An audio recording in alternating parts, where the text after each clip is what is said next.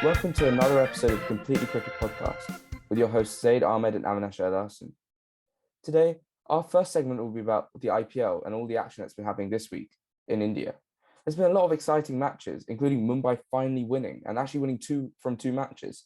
And they actually bowled well. And there was actually a final over, I think 9 runs needed from final over, and Daniel Sam's only let in something like 4. And it was an amazing over. But it's shown like what could have been if Mumbai had been more consistent throughout the entire season. Anyway, we'll get on to that in a bit. Apart from that, our second segment will be looking at the situation of English cricket in the new Stokes as captain era. So let's start with the IPL. And before we even look at different specific matches, I think it's best to look at the standings. This is as of now. At the moment, Gujarat Titans in first, Lucknow second, Rajasthan and RCB third and fourth. Then we've got Delhi Capitals 5, SRH 6, Punjab Kings 7th, KKR after being in the top 4 for a while, they're 8th, CSK and Mumbai Indians who've been 9th and 10th the entire season pretty much, make up the entire table. There are some surprises, and they're not like, there's not many surprises this week specifically, but over the last couple of weeks, I think there's been a lot of loss in form. Zaid, what do you think of the couple of teams who have probably had the worst form in the last couple of matches? Yeah, I think it's probably going to be definitely looking at Sunrises, and I think they've lost three out of three in the last few matches, and that's really interesting. You know, it's kind of been like they've lost blocks and then they've won blocks of matches. It's kind of like they lost the first two, then they won the next five. Now they've lost the last three. So yeah, they're one team that's actually struggling at the moment, but we've seen them. You know, they won 5 games in a row, so they might do that in their last 4. The other team, I think, it's Gujarat Titans. You know, they were doing so well up until to a point when they lost 2 games on the trot. You know, they lost against Mumbai Indians, which is a team that's really been struggling the whole season. So that would be quite a setback for them. But still, both SRH and Gujarat Titans, I don't think they should be too worried. Like, I mean, maybe SRH a little bit worried because, you know, they're out of the top 4 now, but they've just got to keep pushing. But Gujarat Titans, you know, they're still at the top, so I think they shouldn't be too worried. But obviously, you know, you've lost 2 in the trot, so you still want to get back into form. And yeah, those are 2 teams I think are struggling at the moment. Yeah, no, I agree. In the IPL as well, it's not the same as like World Cups and things. There's actually an incentive to be in the top 2 because even if you are in the top 2 and the first and second place play each other in the semis, and if one of them lose, I think there's like there's sort of like an eliminator between the third and the fourth, and then whoever wins in the third and fourth place match, they will play the loser of the first and second place match. So basically, if you're in the first and second place at the end of the IPL, you get like a sort of another chance. And it's actually really helped in the last couple of seasons. I remember Delhi Capitals, they were second and Mumbai Indians were first in, I think it's IPL 2020. And they actually lost against Mumbai, but then they won their second chance at qualifying, and they came back to the final at the very end of the final. They still lost in the end, but it helped them because it was given them an extra chance.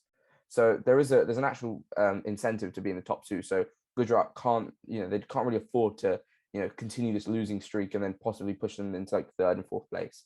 But I'm pretty sure that I'm not sure if they're completely guaranteed qualification yet, but they look like they're going to qualify in the top 4. Yeah, on the mention of like Gujarat, we can I think I mentioned this in the introduction as well, but there was a really tight match between Gujarat Titans and Mumbai Indians where Mumbai Indians actually won.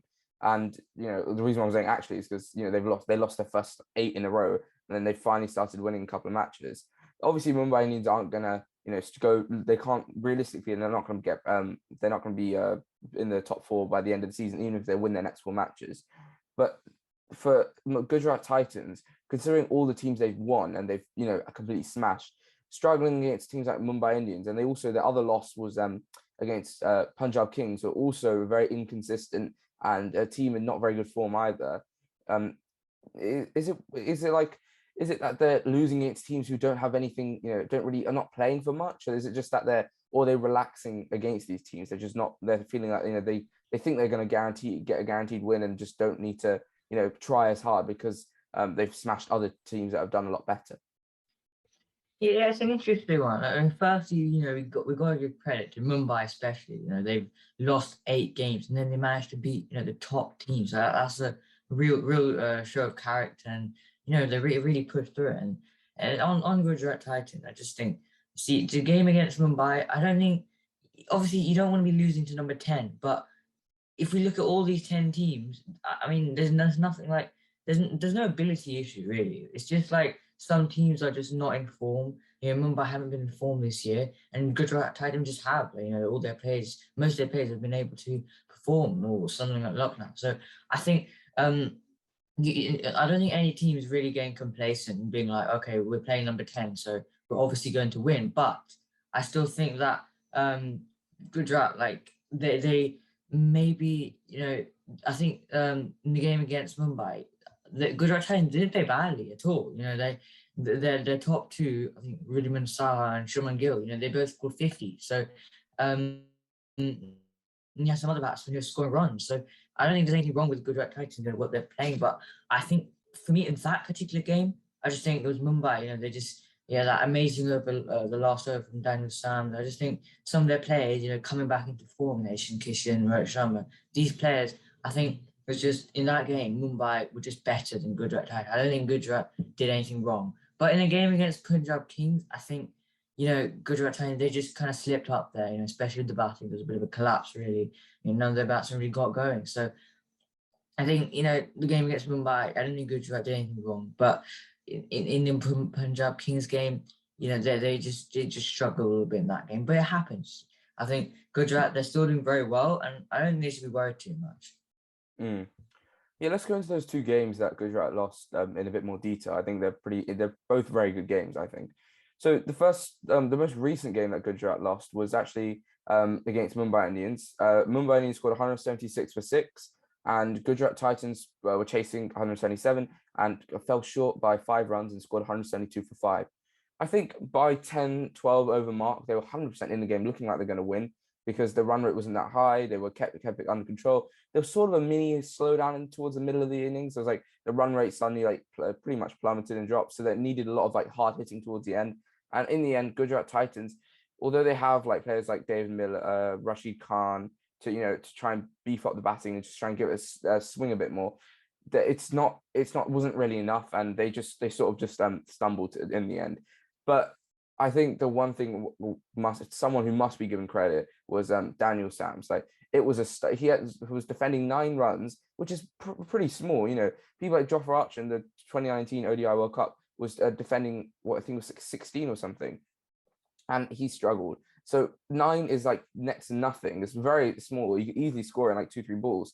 So, but he managed to defend it, and he actually defended pretty significantly. It wasn't a scrape through. He actually bowled really well. His execution of wider, slower Yorkers, especially. I think there was 2 wide. There was not just wide Yorker, it was wider, slower Yorkers. So the batsmen are pretty confused. Also, I think it was an off cut as well. It was very good.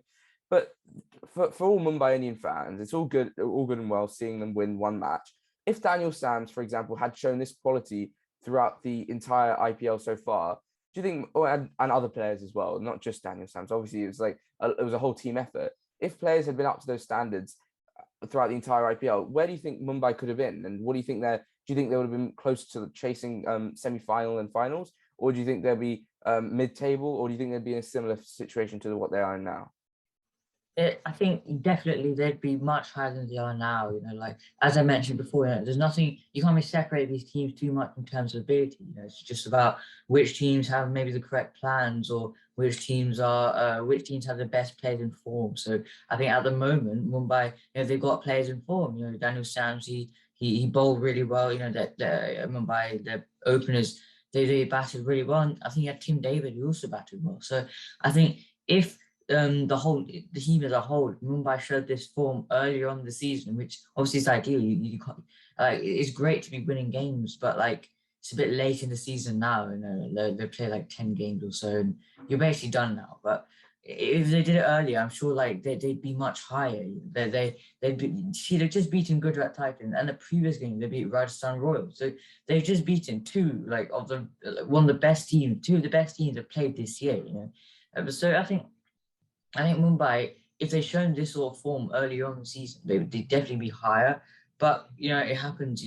Just this year it just wasn't for them. But it would be interesting to see if they can continue this form. For they're obviously, I don't think they're going to qualify. But if for the next 4 games they can continue this form, it'll be interesting to see where they end up. Yeah, no, I agree. Talking about Tim David as well, he was signed by Mumbai Indians in the mega auction for I think 8.25 crore. Why has he only played like 2 or 3 games so far out of 10 for a struggling Mumbai team that have lost I think they've lost all the matches without him that he hasn't played. They've lost all of them. Yes, they have, except for this one. And they've done so horribly in this season. Why is their signing of 8.25 crore sitting on the bench and not playing? Is there a logical reason for why he's not playing? He wasn't injured as well. He was perfectly fit. Yeah, I don't think we've talked about it before. I think like Mumbai Indians, it's like sometimes it's just selection stuff. Like the way they, even the auction, or they didn't have a great auction, but it's just very weird. Like if you're signing someone for a lot of money, that's not a small amount of money. That's a lot of money. Then is that not just a waste of money if you're just not going to play them? See, Tim David, he's not even a bad player. Clearly, he's shown that in this match. He batted really well. So I don't really understand what's going on there. Like Mumbai, they've got to sort something like that out, because it's something like selection. You've got to be careful what you're doing, because it starts from the auction. Like you've got to be thinking up, like when you sign players in the auction, you've got to be thinking what will happen up until the 10th, 11th game. You've got to be thinking a month, 2 months down the line. So I think that was ridiculous how Tim David just didn't play like that. I mean, they signed him for so much money and just not playing. That's just not good enough. They've got to be like, if he's not going to play, then don't sign him for that much money. So I just think Mumbai, they've got to maybe sort out some selection issues. Yeah, to me it makes just no sense whatsoever. I just don't understand, because it's not as if there was no proof of like him not being a bad player. There was proof, in the Big Bash, his finishing. He could easily be deployed as number 5, maybe 6. And if the Mumbai's batting, if they're the run rate slowing and there's 2 batsmen in, if they lose a wicket and then it's like top order, they could even promote him to like 4 or something, just to give the batting a bit more of a kick. I just don't understand why they've not been playing him. It just makes no sense. And hopefully they've realised that they should be playing and putting him in for the last 4 matches, and hopefully if they can get 4 wins, I think it's a decent season. I think they'll end up maybe like 5th, not 5th, maybe 6th or 7th, which is okay. Like considering the horrible start they had, that would be a really good finish. But anyway, back to the Gujarat Titans versus Mumbai match. We talked about Tim David. I think it's 44 off 21 he scored in that match, and it really gave Mumbai the kick, because their run rate was going slowly. They needed a bit of a boost to set a decent total against Gujarat Titans, who have chased down scores of 200, and a team like Gujarat Titans, which is like equally good at batting and bowling, so you needed a big total. So 176, was purely down. It was really significantly contributed by Tim David. Also, in terms of Gujarat Titans, you might be shocked at thinking, how they lost this match, only 176 runs. I think it was really them losing key wickets at key times. Just every time was checking their progress. So as they started to accelerate, they lost a wicket, and then they had to rebuild. And then that's what you really want from a bowling attack. If you can't make loads of early inroads and like smash them all out for like 100, for example, if it's struggling to do that as a bowling attack, you just want to check their progress and control them as much as possible. I think that's something that Mumbai did really well for probably the first time this season, I think. Because we've had loads of examples of Mumbai getting smashed all around the park this season, not having any control. So this was a good revival of fortune, and hopefully they can keep it up. Anyway, the other match that Gujarat Titans actually lost was against Punjab Kings, and that was not really a close match at all, I'm pretty sure, and that was pretty horrible. Zay, could you give us a bit of a roundup about the key events on that match? Yeah, so it was not a great match at all, as you said, for Gujarat Titans. They lost key wickets at key times. They didn't really get going with their batting at all. I think they scored it was 143 for 8 in their 20 overs. And Punjab Kings, they chased it down with 4 overs to go. So it's just the Gujarat, they didn't get going with the bat, and no one really scored. But interesting is that No one scored except I think Sai Sudarsan. I can't say his name properly, but he scored an excellent 65, which was the only standout performance. You know, everyone else was like 5, 6, 10. So, and it's just a Gujarat Titans. They really just didn't get going really in that game, and they did, as I said, they lost key wickets at key times. And Punjab Kings, they were pretty ruthless when they started batting. You know, any bad balls, anything too full, any wits that they got, you know, they punished it. So, you know, Punjab Kings, they played well in that game, but that's no excuse for Gujarat Titans. You know, that was really, if we summing that up, that was really a poor game from them, I think. Yeah, I think it's at least 40 runs under par for Gujarat, considering the performances so far. 100% every match targeting 180, 185 at least. So obviously if you're batting first and you score under par total, the pressure's straight away on your bowlers because then they got to defend something that's really small. And honestly, I'm not even convinced by Punjab Kings win just because I think it's sort of papering over the cracks. Like realistically, if they can perform like that, out of the last, so they played 10 matches. If they perform like that for 6 out of the 10 matches, 7 out of the 10 matches, they could have easily been, in 4th place because they have got a good batting order. They've got a very attacking batting order, but it can score runs. Like, saw Banuka Rajpaksa scoring a load of runs, Liam Livingstone a few sixes, Shikhar Dhawan. They've got a quality in their batting order. It's just the fact that if any in most matches, one of them will perform and then the rest won't. So it's just not been good enough. So honestly, for Punjab, I don't really think this is like, obviously it's a good result, but they've got to be more consistent, 100%. And in terms of bowling though, for Punjab, I think 2 standout bowlers for me that helped them with that 143 for 8. One for more specifically for that match, and then one I've seen throughout the last couple of seasons. So I think we'll start with the one for that match. Kahisa Rabada, everyone knows he's a very good bowler and he's taken like 25 wickets in previous seasons, but this season hasn't been up to fully best standards, in terms of wicket taking and economy as well. He has always struggled with a bit more expensive economy, but that's just purely because of his pace. He's been bowling really well. Zaid, what do you think in his bowling really makes him that good? Like what aspect do you think makes him that as such a good bowler? I think it's kind of like that ruthless nature, the way he bowls. He's not scared to like rough up the batsman. Like he will bowl like a hard length. He'll look to attack the batsman. He won't just look to give them width. Or he just gets the batsman to like try and work. He doesn't let the batsman free their arm. That's why I think it's the main thing. If the batsman can't free if the batsman can't free the runs, then there's no way they're going to score runs, and that's exactly what's happened. Rabada, he got 4 wickets in that game, and it's just he did so well. And the other thing I think is that the way he executed Yorkers as well. I haven't watched this game too much, but in just previous seasons, in total, I just think the way even in the international stage, I think the way it executes Yorkers, I really like it. It's just like I think a lot of the time he just executes everything he needs to do perfectly. Now, this season, it hasn't been the best season for him, definitely, but um, he just hasn't been able to execute it perfectly this season. But I just think, as a whole, he's still a remarkable bowler. Like we all know that, but I still think like Rabada, it's just off season for him. Like we've seen him, he's got so many wickets. He keeps the runs tight in most games, but in this particular match, I think he just executed things perfectly, hard length and just the ruthless nature of him, just to make sure he's roughing up the batsman and executing everything he needs to. He does get that like good length perfectly. He takes it even in the T20s. He takes wickets out of edges, so that just shows you how like he's very consistent bowler as well. Like he doesn't let you down. He won't start bowling like half volleys outside off and just won't get completely slogged. And he does have a few variations as well. So the second bowler I was talking about is Arshdeep Singh. I think he for me has been sort of like an unsung hero over the last couple of years for Punjab Kings, especially. He's been there with them and he's bowled relentlessly, his left arm, and he's kept his economy actually really tight, taking wickets, but not too many. But he's done his role really well. What would you say is the one like special thing about Arshdeep Singh that really puts him like what do you think makes him so effective in general?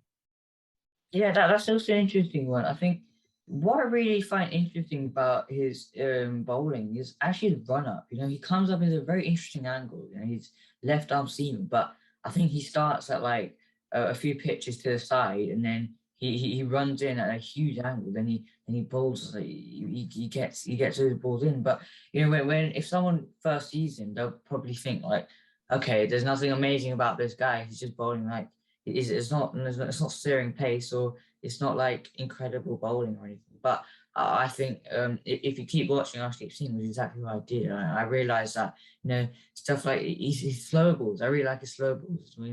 His change ups, his variations. I think is very good. He's able to trick the batsman into doing something that exactly what he wants to do. Also the way I'm not sure what happens when he talks to the captain. I think the field as well that is set. I don't know if the captain does or he does it, but when they both do it together, the fields that are set are very good as well. So I think all round, Arshdeep Singh, yeah, as you say, he's more an unsung hero. So I think the way as with Rabada as well, they both execute what they want very well. But Arshdeep's very young bowler. But I think the main thing for me is he's just different, and I just think his slow balls, his change ups are what makes him so successful. Hmm. Yeah, I just think he's sort of like Bhuvneshwar Kumar, but a little bit faster. He bowls Bhuvneshwar Kumar I think, in my opinion, too slow. Like I don't really see his like. I'm not a fan of him, and he's a bit taller as well, Arshdeep. So he gets a good amount of bounce as well, and that constantly he can get that good length as well. So it's a very good bowler, and yeah, his wide run up does also he's still pretty tight on the stumps even though he comes from like a really wide angle. You'd expect him to push it across quite a bit, but he keeps it very tight on the stumps, so he's challenging the batsman quite a lot. Anyway, I think there was one more match we wanted to talk about that was actually important because this is about Sunrise Is Hyderabad. They've had probably the worst collapse so far. 3 lost in 3 matches, last 3 matches. So they've from going from like second in the table at one point, now all the way down in 6th. But to be fair, the 4th, 5th, 6th, and 7th all have 10 points. And 4th also has 12 points, but that's RCB, and RCB have played 1 extra game. So it's SRH could easily go back up to 4th, but that's not even really the worry. It's more like the actual performances wise. So Sunrisers, one of the key factors to Sunrisers winning 5 matches in a spot before they lost their last 3 was pretty much their bowling. The consistency of their bowling, the ability to control matches, something that we've seen of the winning teams in IPL. That's something they all have. And obviously their batting's really helped. They haven't lost many wickets at all in batting, but their bowling for me has been the standout thing. That's sort of gone. I don't know. It's not gone, but it's sort of been either suppressed, I think, especially in the most recent match where they played against Delhi Capitals. And Delhi Capitals scored 207 for 3, and then Sunrisers could only muster 186 for 8. And the standout performances for Delhi was a 92 or 58 from David Warner. So a very big innings. And for me, an over that summed up Sunrisers match was Umran Malik going for, I think, 21 runs in 1 over. It didn't start off well. I think it was a 4 wide. Then he got hit for a couple of 4s, a 6, and then a 6 at the end as well. So he got completely taken out. And the real thing is everyone was getting hyped up about Umran Malik. He's taking wickets, his pace. But I think what it's been proved is that if a good international player, they can play any speed. They can play the fastest speed, and they know how to maneuver the ball and score runs against it. If you were Umran Malik, Zaid, what would you be thinking after that match? After getting hit for 20 runs off David Warner, what would your thought process be? And yeah, so what would you do? Yeah, obviously, he got hit for a lot of runs in that game. I think 50 or something. He didn't really pick up a wicket either. So it's I think in this IPL, Umar Malik, he's been pretty expensive actually, but he has picked up wickets and he has roughed up batsmen with his pace. But as you said, the best batsmen and a lot of batsmen really, not even the best batsmen, just most batsmen these days, they're able to play pace very well, and they're able to as I said, maneuver the ball around. Some I think I saw when CSK they played against Sunrisers. I think we saw Richard Gaikwad. He walked down the pitch and just whacked him over mid on for 6. So it just goes to show that a lot of players are able to play pace very well. So if I'm Umran Malik, at this point I'm thinking that okay, my pace isn't the only thing I need. Paces are great, but let's try something else. Maybe after this IPL, go back into the nets or play some games. Play some like state games, or I don't know where he plays, but play some games back at the lower levels, and then try out maybe different things. Maybe as I talked about with Ashdeep Singh, maybe try some change ups. Maybe have a slow ball in there or something different, because just pace isn't going to work anymore. Like he's realized that, I'm sure. And if I'm on Bellingham, I'm just thinking something's got to change, and maybe just got to be that he's just got to add some things into his arsenal, just apart from his pace, because I think with his pace, someone like Jofra Archer, he's very quick, but he's got other things as well. It's not just his pace. He has, he bowls Yorkers, he bowls slow balls as well. So I think looking up to someone like Jofra Archer, I think Umar Malik, he has got a long way to go, but it's like a good journey to go down through. I think he's got pace, but I think adding something else to his arsenal would help him a lot. Yeah, I think a lot of the deliveries that he was actually bowling was in the same places that Dave Warner's body. He was just maneuvering it, pulling a few of them, just maneuvering it on the leg side.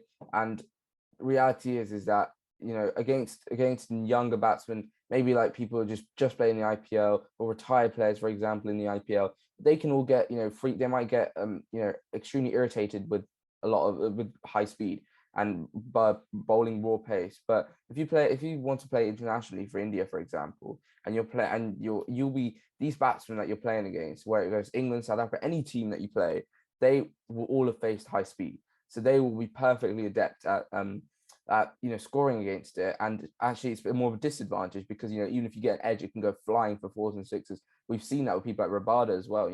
He bowled a lovely delivery just on top of the stumps, and it was like someone tried to pull it, and it went flying over, and it went for six back behind the keeper, just because he was so quick. Well, with around Malik's speed, it could go even further. It's all he's got to do is work on the control and work on it, adaptability. If something goes wrong, what am I going to do next, basically? But he's still, and does not say that he's a bad bowler at all. He's a very good bowler. Anyway, I think we'll go on to predicting the matches for next week. So I will include the match that's actually currently going on. It's just started. Punjab Kings versus Rajshan Royals. I think it's going to be, I don't know. I'm sort of convinced that Rajasthan have got into a decent slump at the moment. So I'd put it on Punjab Kings, with Baduka Rajpaksa in good form, with Shikhar Dhawan in good form. If they can get a couple of 50s up top and Liam Livingstone slogs it, then I think they could easily post a good total and win. So I think Punjab Kings is going to win this one. I think I'm going to go with Rajasthan for this one. I just think, I think they have lost the last couple of games, but still they're still in some good form. But it's just some of their players that need to step up a bit more. Someone like Josh Butler, they can't continue relying on him. He first half of the IPL, he bossed every single game really, and he's had a couple of low scoring performances, but obviously that happens. It's just going to be some of the teams step up. So I'm going to go with Rajasthan Royals, but I think they've got everything they need. I think Punjab Kings, they're not really. I don't think they're looking good enough. Yeah, that's fair. They're not a very consistent team. Anyway, Lucknow Super Giants versus KKR as well later. KKR lost 4 in a row until winning their most recent one. Can they beat Lucknow Super Giants? I'm pretty sure they can't, honestly. Lucknow, second place in the IPL. We haven't talked much about them. They've generally been in the top 4 the entire season, and there's not really much to say. If they lose, they bounce back very quickly. They're not the type of team that will lose and then stay in like a slump of form and lose 3 or 4. So that's something that's really helped them, because anytime they've lost a match, they've come back better. So I'm pretty sure Lucknow are going to win this one. What do you think, Zaid? I'm gonna agree with you. I think Lucknow, and just an interesting thing, like in the top 2 this year at the moment, we've got Gujarat Titans and Lucknow Super Giants, the 2 new teams, and then at the bottom we've got Mumbai Indians and Chennai Super Kings, the 2 most successful teams. So that's really interesting. But yeah, in this game, I think Lucknow is going to win. The KKR, they looked good at the start, but after that, they just really haven't found any form at all. And Lucknow, they're in excellent form. They're doing really well. And as you said, they put losses behind them. They have, maybe they lose one, but they don't lose any more really. So I think Lucknow, they're just looking too good really. Yeah, to pick up on your point about Lucknow GT being at the top of the table, there's been a lot of talk about that, whether the whole fact that the two new teams get picks of three people who hadn't got three each who hadn't got retained by other teams. It's a lot of talk about whether that's really fair. Couldn't they just been put into the auction, and then Gujarat and Lucknow just had to get all their players from the auction rather than get that guarantee, three players they could pick, because Gujarat, for example, got Hardik Pandya, they got Rashid Khan, two really good players, and what's it called? Lucknow got I think it was KR Rahul, and I think they got Quinton Cook in the auction itself. I'm not sure, but nevertheless, these players have given them, scored either lots of runs, taken wickets, a good economy, for example, for bowlers. These are really significant players, and they've got them from other teams. Do you think it would have been more fair to put them in the auction and get them to pick all their entire new squad in the auction, or do you think this is the right way to go, just to give them, because obviously other teams got to retain people as well? Yeah. I mean, I think really the three player, like the guaranteed, probably not. I would have to disagree with that, because it's kind of like, there's so many good players in the IPL, and I think every team they get to retain three or something. But these two new teams, I think they had a lot of options to choose from. They ended up getting some great players, and I think so. Look now, they got KL Rahul and Quinton de Kock maybe, and then Gujarat Titans, they got someone like Hardik Pandya. So it's just, I think maybe a better way to go might have been, maybe they get to pick from other teams. Maybe they get to retain one player perhaps. I think one player, and then the rest they get the auction. I think that might have been a better way to go, because I just think with these two new teams, they just look a bit too good. I think they just their players are just, I think they just have a slight advantage over other teams, which obviously you don't want, because I think you want teams that are kind of like you're equal, and then it's make the game more interesting. So I think a better way might have been to go, they get to get one player retained, and then the rest they get the auction. Because remember, this isn't like football where you've got different teams with a lot more money and some with less money. For example, they can buy better players. Everyone has I think it's the same budget, so they've got to, we want it to be, the whole point is that it's more about the skill of the player rather than the amount of money you have that gives the team a win. And also, let's just quickly go along with the rest of the predictions. SRH versus RCB. That's a good match. It's going to be a very good watch, because it's two teams qualifying for that last spot there on the for the semis, fourth place. RCB do need a win 100%. So do SRH. I think it's a tough one. I'm unconvinced by SRH's reaction to all this, so I think RCB might win this one.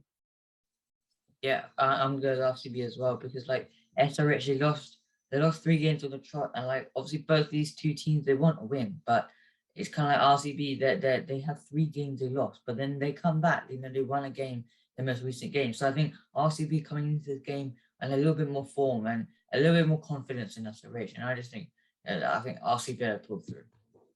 Okay, next one, CSK versus Delhi Capitals. Delhi Capitals could have been pushing for top 4, but the issue with them is that they just haven't been consistent enough. There's just a lack of consistency and lack of putting in good performances regularly. So I think CSK have got a good shot at this one. I think they'll probably win. Yeah, same for me actually. I think CSK, apart from the first 4 games maybe, but apart from those, I think they've actually looked pretty good. It just sometimes they've been a little unlucky, maybe just a couple of decisions here and there, or just stuff like that. But I just think CSK they're looking good. I think they've got a good chance on this one, and I think CSK are going to win. Yeah, I think that's fair. Next one, MI versus KKR. Hopefully, I think Mumbai Indians can win this 2 in a row, push it 3. They should be able to continue. KKR have not been in good form whatsoever. Lost 4 in a row, 1-1, and if they lose to Lucknow, they're not going to be doing very well. So Mumbai for me are going to win this one, but this is obviously on hope that they keep Tim David in the team and don't drop him again. Yeah, I agree. I think Mumbai, they're looking pretty good, and Tim David, can't really be dropped. I don't hope he dropped anyway, because he did pretty well. But looking at the last couple of games, they've got to keep him. They're putting so much money on him. You've got to keep him. He's doing well as well. So, and KKR, they just haven't looked very good. So I think Mumbai can win. Yeah. Okay, next one is Lucknow versus Gujarat Titans. Oh, first, second place clash. With Gujarat Titans not in good form, and that would actually be their first match since their loss yesterday. Lucknow can take this opportunity and push themselves and get them closer to Gujarat, and actually realistically could come first. So I'm a Lucknow fan. Well, I'm a Mumbai Indians fan, but I think Lucknow are going to win this IPL. So for me, I think Lucknow are going to win this match.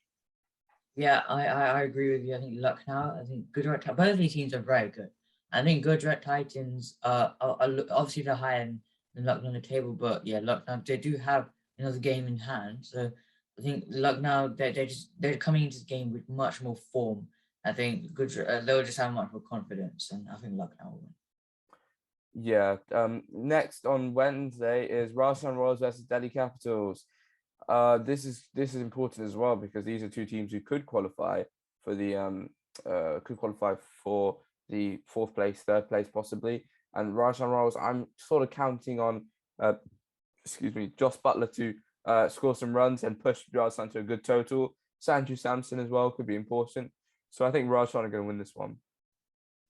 Yeah, I agree. I think Rajasthan they'll win because I mean they have been like last 1 or 2 weeks they've been a little bit quiet actually. Like, before we were thinking that it was all over the place. Like about Josh Butler.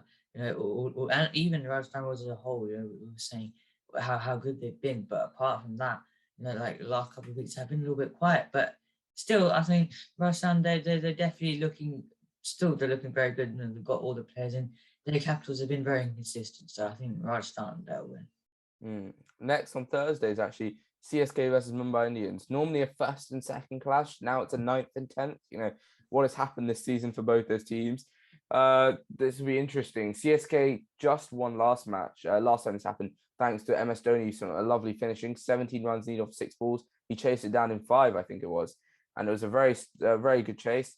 I don't know. I think this is a tough one because I think it could go either way. Normally, most of the times, it can always go either way. So I think Cska might edge this one out just purely because of because they're at top. If they can string a win against DC, then they're probably more confident. They'll be a more confident team, I think. Yeah, for me, I think this game depends on what happens in the previous games. So if CSK win in Delhi Capitals, then I think CSK are coming into the game with a huge chance to win. Similarly, if Mumbai beat KKR, then they also they would have won 3 on the trot, and I think Mumbai will also have a good chance. But I'm gonna go with CSK. I think they just have. I just think they'll have a slight edge on this. They're still both great teams, but just as a whole, I think CSK will just come out on top. Yeah, next one on Friday is RCB versus Punjab Kings. As a Punjab Kings captain or player, what I would be thinking is, we could get into the top 4, but realistically, let's just try and string some wins together, get player confidence, and try and push there, and try and get some teams that are in the top 4, try and beat the good teams. So the Punjab Kings could do it. So I think just because RCB's batting has been pretty fragile, and Punjab Kings, can also Punjab Kings batting hasn't. I wouldn't say fragile. I'd say it's more like inconsistent. So I think Punjab can edge this one out. Yeah, I mean, I'm gonna go RCB. I think yeah, I think RCB they've got all the players, but it's been a little bit, like as you said, it's been a little fragile recently. But you could possibly say the same for Punjab, really. Now it hasn't been fragile, but it's just been a little inconsistent. They're very inconsistent, like on Friday when they play. But I think RCB would definitely win that game. So I think RCB they'll I think they'll have a slight edge over Punjab Kings on this one for me, but Punjab Kings they still have a great chance to win if some of their players can just find some form and then just get some runs, get some wickets together. Yeah. Last match we look at, which is next Saturday, KKR versus Sunrise Is Hyderabad. Two teams that sort of like mid-table, SRH looking they could qualify. KKR, I think I'd put it on the SRH to win just because eventually they're going to stop. They normally go through periods, and I think this could be the end. This could be like the start. SRH could lose the next couple, but then win the last 2. I think it is. So I think SRH are the better team, and I think they'll win. Yeah, for me, I agree. SRH Yeah, I think they're just really the better team. Yeah, as you said, I think KKR they just haven't looked up in form at all. So I think SRH that they're gonna. I think they're gonna win. Mm. Okay. So overall, it's been an exciting week of cricket. And next week, I think there's a lot of crunch clashes. Clashes between top two, bottom two teams that are fighting for fourth place. So this is where you're going to really get a lot of definition in terms of which teams are in the hunt for third, fourth place, which teams have secured first and second, for example. Will Lucknow finish next week on top, or will it be Gujarat Titans? And also looking at the bottom of the table, can Mumbai Indians string a couple of wins, beat CSK, and beat KKR, and actually possibly not be 10th and be 9th, maybe even possibly push for 8th. So it's a good crunch week next week, and with the IPL slowly starting to come to a close, I think the finals May 26th, and most teams have got 3 or 4 matches left. It's going to start getting a lot more interesting, and there's going to be a lot more to play for now. And net run rate's also going to be extremely significant now, and teams like DC are, because they've had a few really strong wins, they've got high net run rates, whereas others have, even though it might be in high positions, might have actually lower net run rate. Anyway, so that's the end of our first segment, which is the IPL.